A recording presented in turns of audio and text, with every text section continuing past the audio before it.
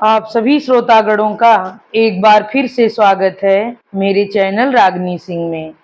आइए आज सुनते हैं मालती जोशी जी द्वारा लिखी कहानी जिसका शीर्षक है यथार्थ से आगे। तो चलिए शुरू की जाए कहानी यथार्थ से आगे। दरवाजा मैंने खोल तो दिया, किंतु वहीं पर खड़ी की खड़ी रह गई जड़वत। क्षण भर प्रतीक्षा करने के बाद उन्होंने ही पूछा, अंदर आ जाऊं? तब कहीं होश में आ मैंने दरवाजा छोड़ा। सोफे पर बैठकर वे रुमाल से पसीना पोंछने लगे। सफर की थकान चेहरे पर स्पष्ट झलक रही थी। मैंने पंखा खोल दिया और एक स्टूल सामने लाकर रख दिया। सहज भाव से उस पर पांव फैलाकर उन्होंने आंखें बंद कर लीं। भीतर जाकर मैंने पहले तो गैस पर चाय का पानी रखा, फिर घड़े से एक जग भर कर गिलास के साथ रखाई। फ्रिज का पानी उन्हें कभी भाता नहीं था और घर में सब इसे एक तरह का कॉम्प्लेक्स मानते थे। रसोई घर में लौटकर मैंने चाय बनाई, खूब स्ट्रांग, चीनी कम दूध अधिक। सारा फार्मूला जैसे रटा हुआ था। क्रॉकरी की अलमारी में ही बिस्कुट और दालमोट के पैकेट थे, पर उनकी ओर मैंने देखा तक नहीं। प्लेन टी उनका नारा था, जिससे मुझे हमेशा चिढ़ होती थी।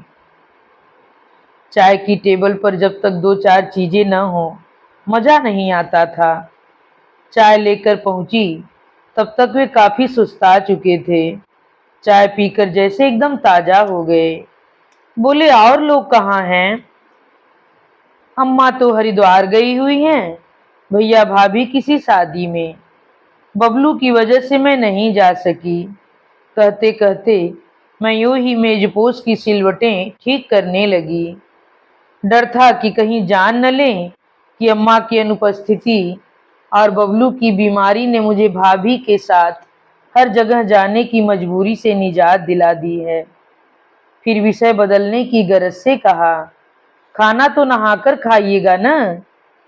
खाना रतलाम में खा लिया था, पर पानी अगर मिले तो नहा जरूर लूंगा। मैंने अभ्यस्त हाथों से अटैची खोली।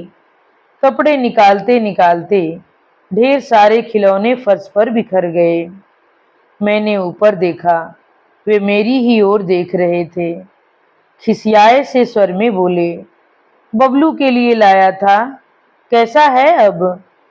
जी अब ठीक है, पर उस समय एक बार तो मैं घबरा ही गई थी। हाँ, यह स्वाभाविक है, उन्होंने उठते हुए कहा। उन्हें नहाने भेजकर मैंने सब्जी की टोकरियां टटोलनी शुरू की। एक और मुझे हंसी भी आ रही थी। कह दिया रतलाम में खा लिया था, होटल का खाना, और वह भी बस अड्डे पर, कभी खाया भी है आज तक? बाहर खाने की बात को लेकर तो पता नहीं कितनी बार झड़प हुई थी। और फिर बिना नहाए कब खाया है? शीलू तो हमेशा पंडित जी कहकर चिढ़ाया करती थी। उस बार आबू में 2 बजे तक नहाने की सुविधा नहीं हो पाई थी, पर मजाल है एक और भी मुंह में लिया हो।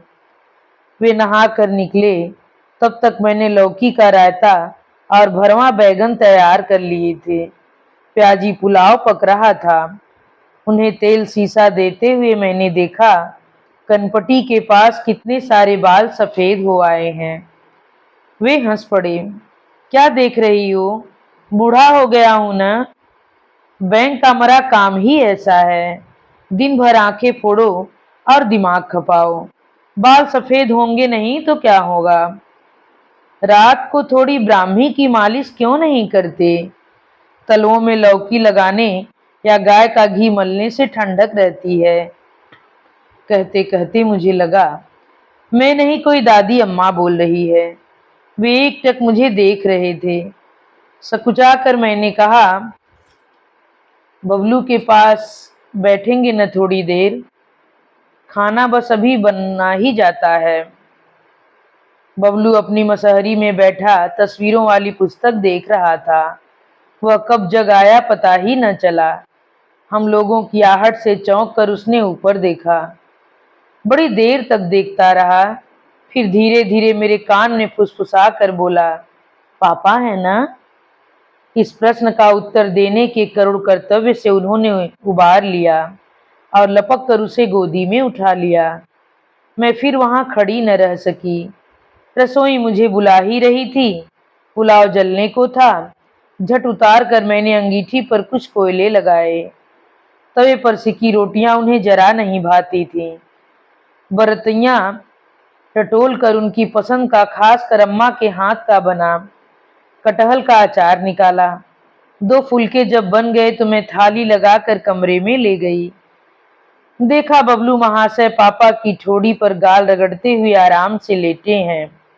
बातें निरर्थक, बातें करने का उन्हें समय नहीं है। मैंने खिलौनों का ढेर उसके सामने पटक कर कहा, देख तो तेरे लिए क्या क्या चीजें आई हैं। लेकिन और दिनों की तरह वह झपटा नहीं, बस अपने आसन पर बैठा देखता रहा। अपनी कृतज्ञता जताने के लिए उसने पापा को जोर से भींच लिया।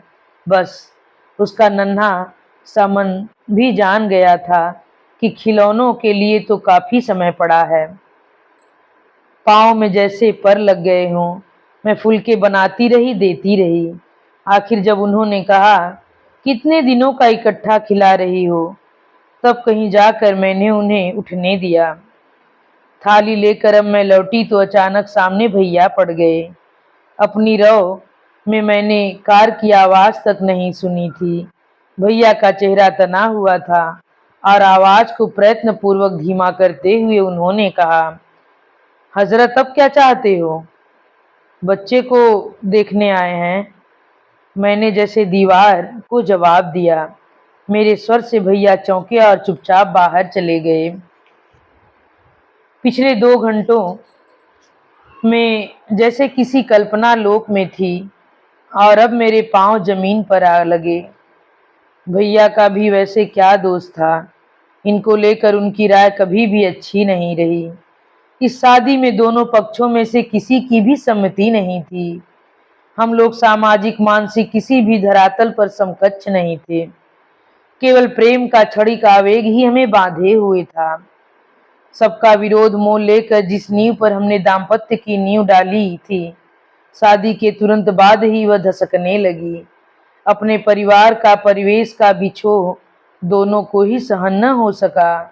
प्रेम का पहला उफान खत्म होते ही गिद्धों की तरह एक दूसरे की कमजोरियों को, घावों को नोचने लगे। बबलू के जन्म से भी इस खाई को भरा नहीं जा सका था। दोनों के परिवारों ने इस संबंध को बिगाड़ने में ही अधिक दिलचस्पी ली। मेरे परिवार के लिए यह रिश्ता स्तर से नीचे का था। उनके यहाँ तो मुझे कभी सहानुभूति नहीं मिली। हमारे लिए खुशी की बात यह थी कि हमने सौजन्य के साथ एक दूसरे से विदा ली। वहाँ वाले तो उधार खाए ही बैठे थे। तलाक के दूसरे ही वर्ष उनकी शादी कर दी। फिर भी आज उन्हें देखकर मन में आक्रोश नहीं, बल्कि दया या कृतज्ञता सी मन में जगी थी। बेचारे महज बबलू के लिए इतनी दूर से दौड़े आए थे। पता नहीं क्यों पिछले वर्ष से बबलू को अपने पापा के विषय में बड़ी जिज्ञासा हो चली थी। शायद स्कूल जाने का यह परिणाम हो। एक बार तो उसने यहाँ तक कह दिया था, मम्मी, क्या सीलू की तरह पापा भी भगवान के यहाँ चले गए हैं? मैं फटी आंखों से देखती रह गई थी। उसका भी क्या दोष। इस घर में उनका कोई स्मृति चिन्ह न था। उनका नामोल्लेख तक यहाँ वर्जित था। तब मैंने ही चुपचाप सारे एल्बम ट्रंक की तलहटी से निकाल लिए थे।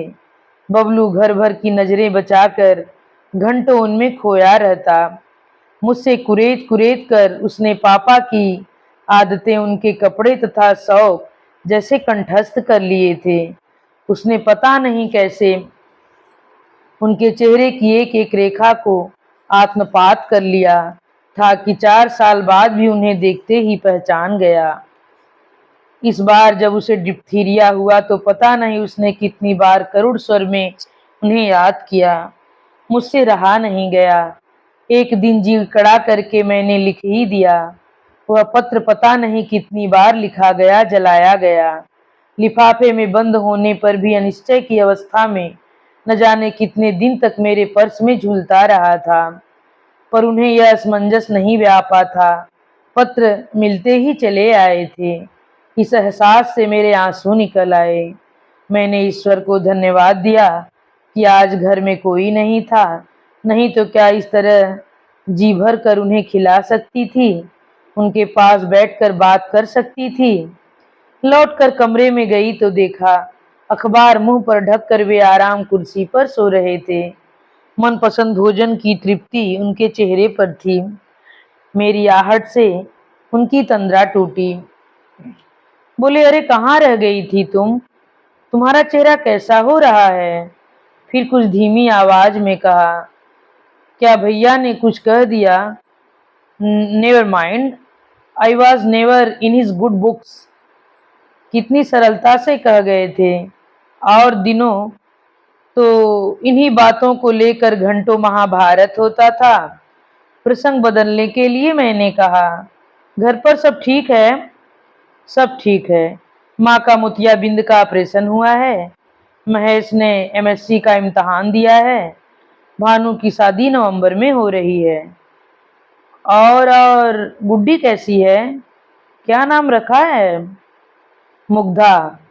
सुनकर मन में एक कचोट सी लगी। परिवार नियोजन के समस्त नियमों को ताक पर रखकर मैंने बच्चों के नामों की जो लिस्ट बनाई थी, उसमें एक नाम यह भी था। मैंने उनकी ओर देखा। उनके चेहरे पर इस तरह का कोई भाव न था, बल्कि वे घड़ी देख रहे थे। चले भई, नहीं तो 5:30 वाली ट्रेन नहीं मिलेगी। क्या आज ही? शब्द मेरी जिह्वा तक आते आते रुक गए। बस मैंने इतना ही कहा, मैं चलूं स्टेशन तक? मैं भी। खिलौनों में उलझा बबलू एक झटके के साथ उठ खड़ा हुआ। अभी उसे हम लोग बाहर नहीं ले जाते थे, पर आज ये सब फालतू बातें सोचने का समय नहीं था।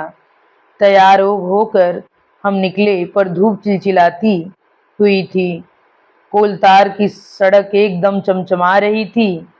उन्होंने बबलू को उठा लिया था। अटैची मेरे हाथ में थी। इस तरह चलना कितना भला मालूम हो रहा था। दूसरी ओर धूप का ख्याल न होता तो मैं टैक्सी भी न करने देती।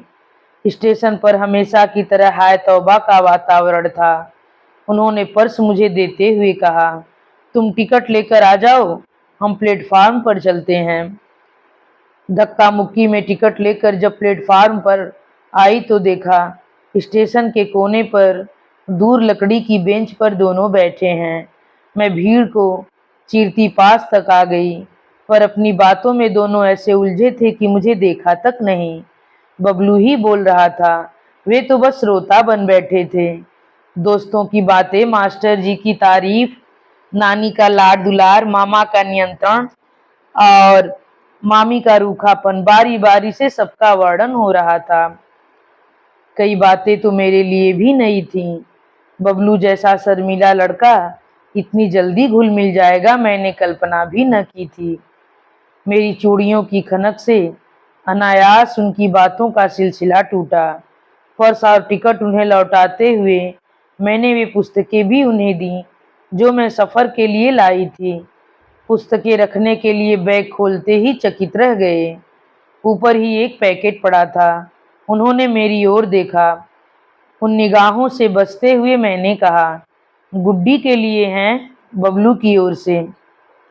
दरअसल यह फ्राक मैंने बेहद छिपा कर रखा था और उम्मीद थी कि यहाँ से आने के बाद ही देख पाएंगे। छिपा कर इसलिए कि वे कहीं नाराज न हो जाएं कि बबलू के खिलौने का बदला दिया जा रहा है। पर उन्होंने मुस्कुराकर कहा, हम कितने फॉर्मल होते जा रहे हैं।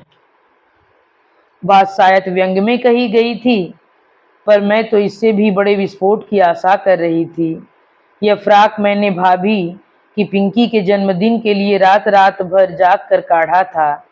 मैं उन्हें सरप्राइज देना चाहती थी, पर उसे देने में शायद एक ऋण चुकाने का सा भाव रहता। इसे देने में एक अनजानी तृप्ति थी। अंतिम घंटी बजी और स्टेशन पर एक हलचल सी मच गई। बबलू उनके घुटनों में मुंह छिपा कर खड़ा हो गया, शायद रुलाई रोकने की चेष्टा कर रहा था। उसे गोद में उठाकर देर तक वे प्यार करते रहे। मैं दूसरी ओर मुंह किए उनका बैग थामे रही। मन के द्वार पर एक प्रश्न बार बार थपकी दे रहा था, अब कब आइएगा?